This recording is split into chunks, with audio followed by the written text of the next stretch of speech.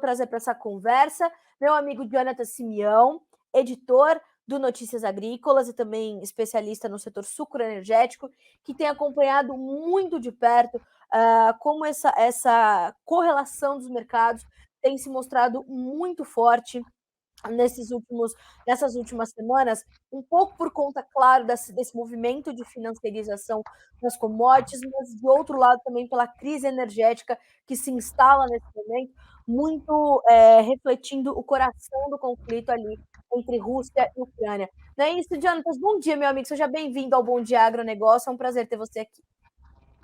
Muito bom dia, Carol. Olha, eu achei que você não fosse me chamar de novo para participar do Bom Dia Agro. Lembra aquela cobertura que a gente fez do início da guerra entre Rússia e Ucrânia, né? Como é que a gente acompanhou todos os Sim. desdobramentos do início, né, daquela guerra, e a gente segue tendo reflexos desse conflito, né? Não, incrível, né, Joe, que a gente, naquela ocasião, ficamos quase 5 horas ao vivo, Ao direto, vivo. ao vivo e a cores. E aí, olha só, né, você vai ser sempre parte desse Bom Dia Agro, viu, Jonathan Simeão? Agora, Joe, a gente não pensou que talvez a gente fosse se falar 7 meses depois e a guerra estaria em andamento. A gente tinha especialistas naquele momento falando que realmente o conflito tinha potencial para durar tudo isso, outros acreditando que em semanas o Vladimir Putin ia falar: tá bom, já mostrei minha força, retirem as suas tropas daí, soldados russos. Não aconteceu e o quadro vem se agravando e escalando dia a dia, né? Exatamente. Você aí na introdução, né? Você perguntou em relação a como esse conflito, né, tem impactado. Eu tenho uma informação importante relacionada ao setor sucroenergético, porque a gente olha aí o saldo global de açúcar, né? E a guerra impacta o setor, principalmente com a safra da Europa. Ontem a gente fez um boletim com o Andy Duff, que é analista do Rabobank, e olha como é que o cenário da guerra impacta, né, tudo. A Europa utiliza para a produção de açúcar a beterraba sacarina. E lá na Europa, né, as usinas, elas utilizam, claro, o gás natural.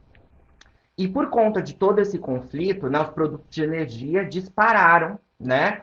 E há grandes preocupações por conta justamente dos altos preços do gás natural, porque eles vão refletir nos custos de produção na safra de beterraba sacarina que está começando agora lá na Europa, né? E esse cenário pode, inclusive, fazer com que o bloco, né, que compõe ali, né, os diversos países da União Europeia, pode fazer com que eles, de alguma forma, vejam mudanças, né, em relação aí à sua produção de açúcar. Segundo o ENDE, esses países produtores eles têm utilizado algumas estratégias para que esses impactos dos produtos de energia, de alguma forma, sejam minimizados.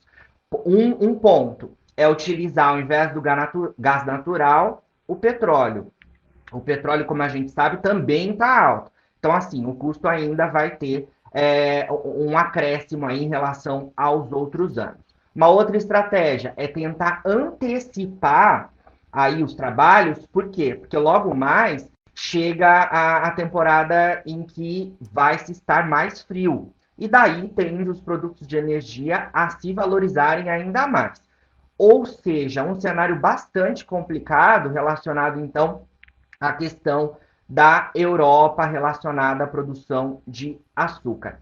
Ainda assim, a gente, de alguma forma, segundo o Andy, pode ter outras origens ajudando aí nesse cenário, né? Dando um suporte para a Europa. O Brasil, por exemplo, é um país que agora está já nos preparativos para a próxima temporada, teve uma safra 22-23 que termina em março do ano que vem bastante positiva, e a gente também tem informações de safra positiva na Ásia, né? Então a gente vai monitorando todo esse cenário. Eu tenho aqui algumas informações relacionadas à safra do Brasil, e a gente pode conversar também melhor em relação a isso. Eu sei que os internautas que acompanham o Bom Dia Agro querem saber um pouco mais sobre as informações do setor sucroenergético, então por isso que a gente está aqui, né, Carol?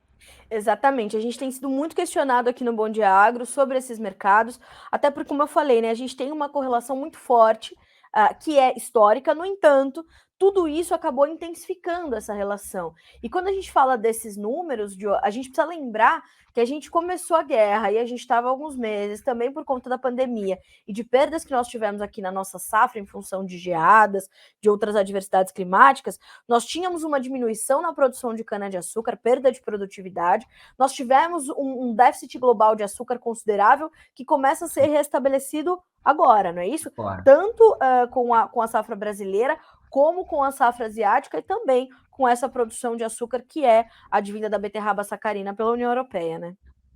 Exatamente. A gente teve uma safra 21-22, né, Carol, bastante complicada. Não só no caso da cana-de-açúcar, que é o que a gente utiliza como matéria-prima aqui no centro-sul do Brasil, mas em outras culturas, né? A gente vem acompanhando aí ao longo dos últimos meses, até início desse ano de 2022, um impacto bastante representativo da seca, das geadas que tivemos no ano passado, e no caso dos canaviais, também dos incêndios. Ou seja, a gente teve uma temporada 21-22 que foi uma das menores dos últimos anos, justamente por conta desse cenário climático bastante complicado.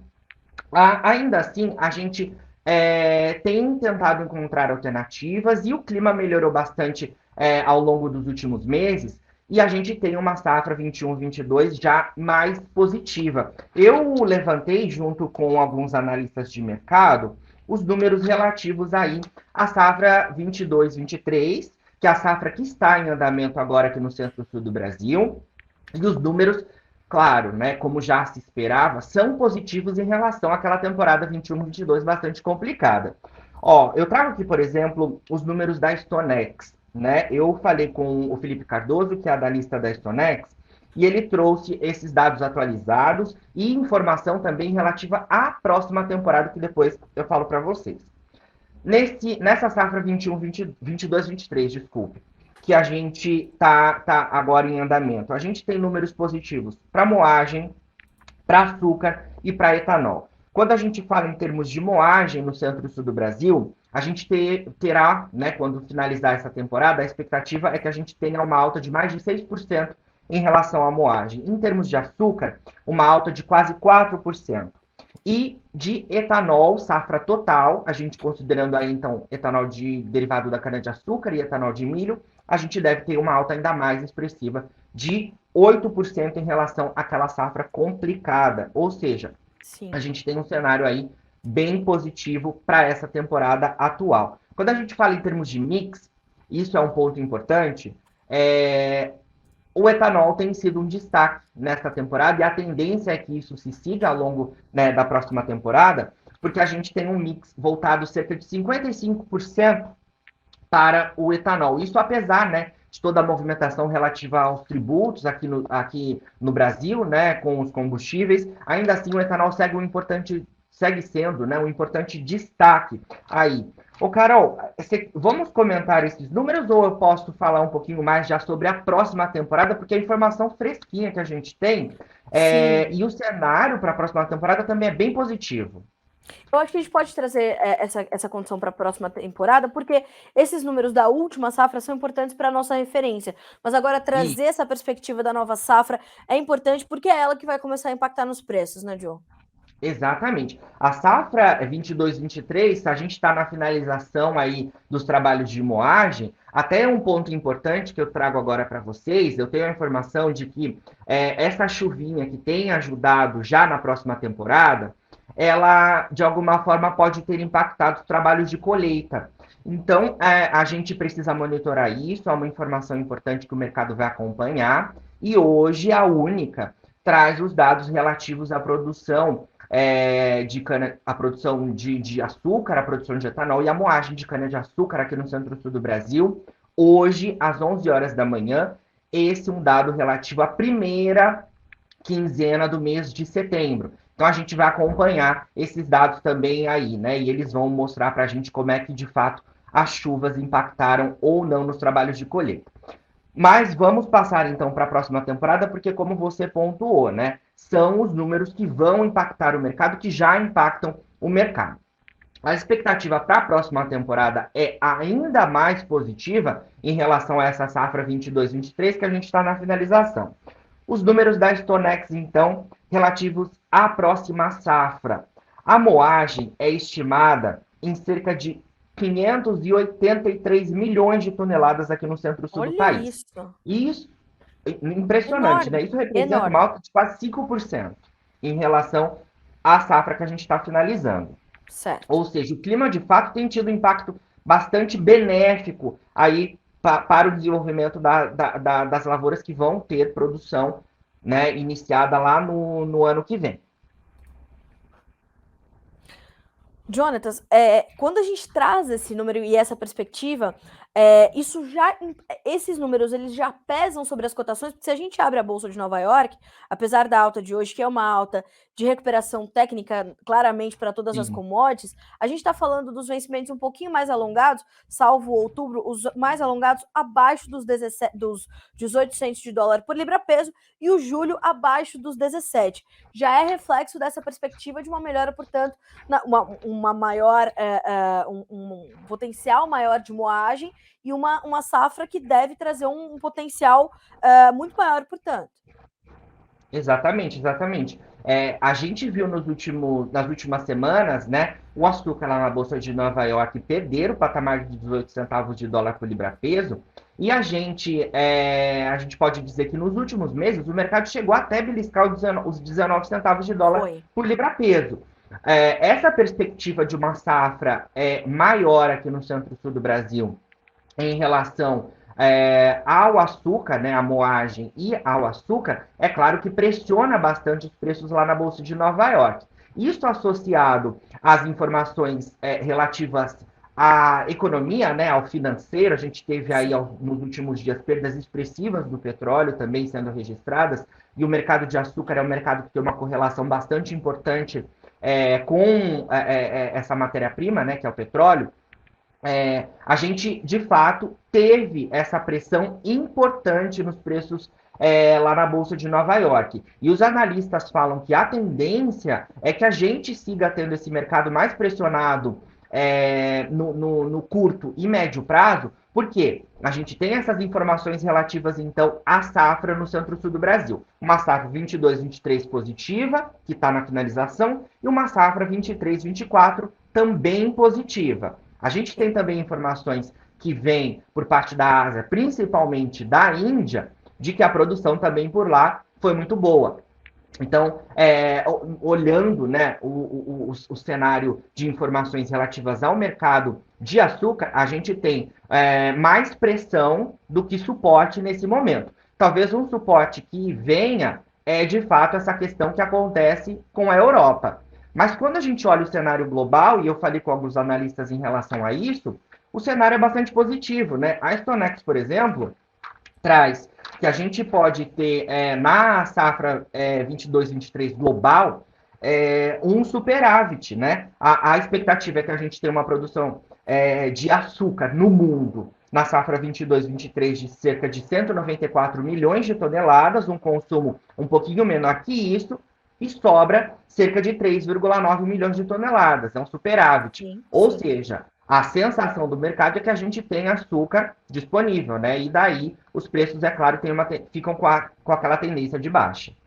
Agora, Jonatas, isso pode, inclusive, mudar aí a cabeça dos usineiros e fazê-los repensar no mix. A gente pode ter uma safra que seja mais, mais alcooleira, né? Talvez por conta dessa pressão sobre os preços do açúcar, a gente aumentar a nossa oferta de etanol no país, e não só no país, mas como é que isso funciona em outros pontos do globo, quando a gente pensa nessas decisões, Joe? Opa, é isso mesmo, Carol. A Stonex, por exemplo, estima que a gente pode ter nessa safra 23-24, que começa lá em abril do ano que vem, um mix voltado cerca de 55% para o etanol. Ainda assim, apesar dessa questão relacionada à tributação, que termina no final desse ano de 2022. Ou seja, com os preços do açúcar mais baixos, essa sensação do mercado de que há excedente, as usinas, a partir de agora, já começam a se movimentar, então, em relação às fixações que elas vão fazer no açúcar e o que elas vão deixar disponíveis em relação ao etanol. E esse é um cenário muito importante, Por quê? A gente teve nessa temporada 2022-23 uma fixação também em cerca de 55% voltado para o etanol, porque o etanol também estava compensando mais para as usinas na venda do que o açúcar. Só que na metade do ano a gente teve aquele anúncio relacionado à tributação, né, Sim. em que houve um favorecimento de alguma forma para o consumo dos fósseis. Só que daí ficou muito difícil para as usinas fazerem as mudanças que elas tinham pensado lá no ano anterior e no início de 2022. Porque os analistas sempre comentam que o setor sucroenergético é um setor que ele é muito estratégico. Ele costuma fazer as fixações para o açúcar e costuma fazer os seus planejamentos relacionados ao que ele vai optar com base no que for mais rentável. Por isso que eu falei que o petróleo tem uma influência importante, que é justamente nesse sentido, porque o petróleo impacta nos combustíveis e o etanol é um substitutivo da gasolina aqui no Brasil. Então, as Exato. usinas, elas olham todos esses dados e elas antecipam o seu planejamento muito tempo. Só que como a gente teve o anúncio no meio do ano em relação à tributação dos combustíveis, que daí acabou favorecendo a competitividade para a gasolina, as usinas não tiveram muita margem para modificar o seu mix.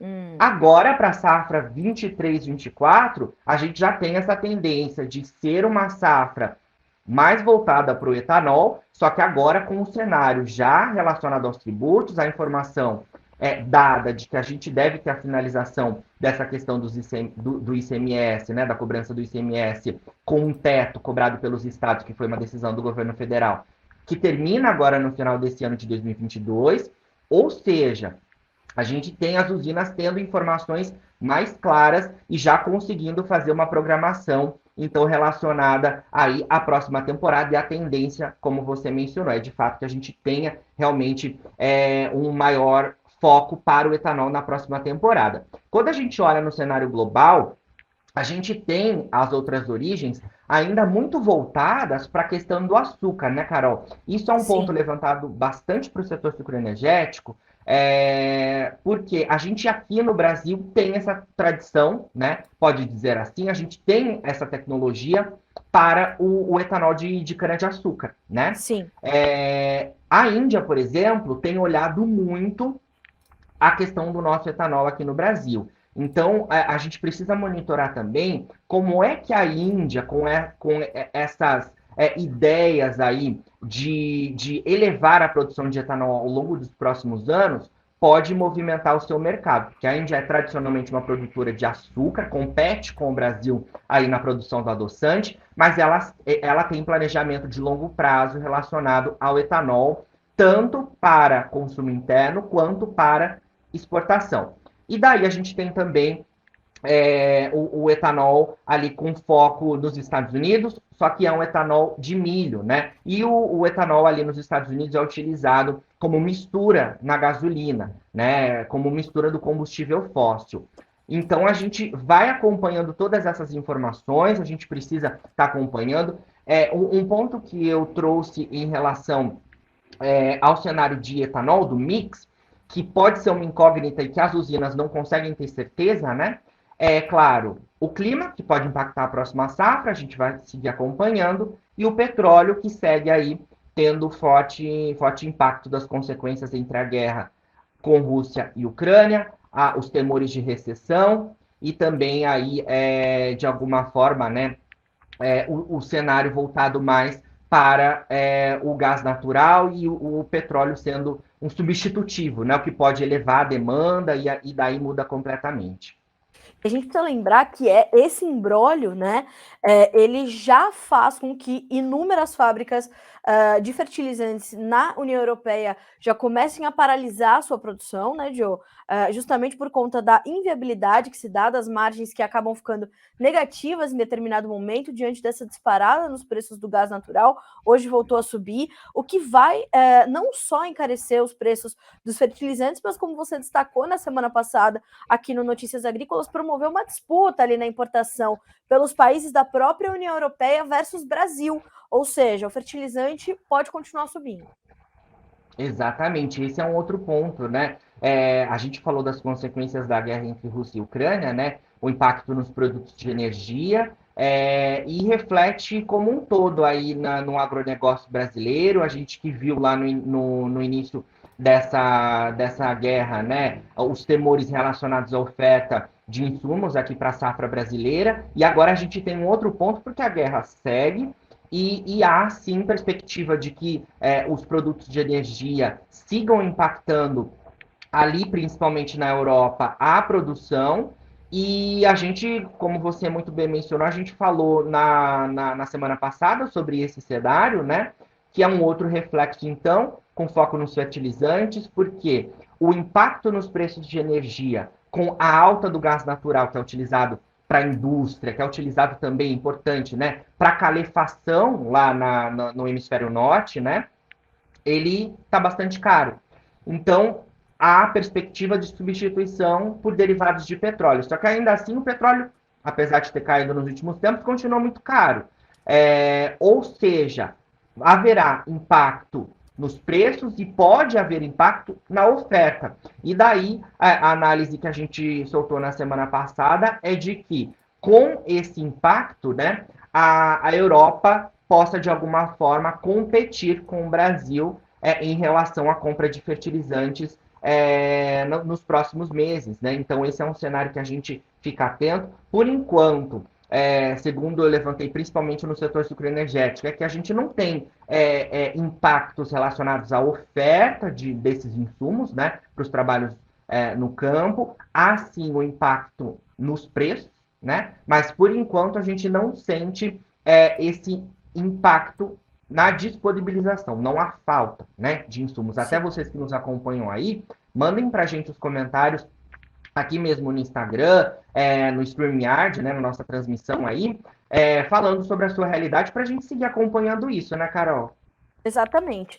Olha, Joe, eu quero muito te agradecer por estar conosco, por, né, ter uma participação tão rica em informações, em detalhes, em números. Isso é completamente importante. Isso é reflexo realmente da sua crescente capacidade, né? Você sabe o quanto eu admiro o seu trabalho e o quanto eu gosto de estar ao vivo contigo. Então, obrigada mais uma vez. Vamos ser mais recorrentes nas nossas participações, não só para falar de mercado sucroenergético e de energias de uma forma geral, mas vamos trazer mais informações. Você é um cara mais do que antenado.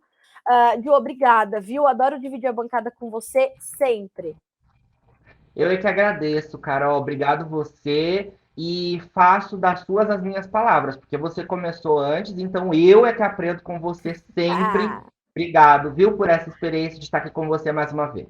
A gente é uma dupla de sucesso, meu bem. Até Um beijo, mais. mais tarde eu tô aí. Até Beijo. mais, Joe. Bom trabalho.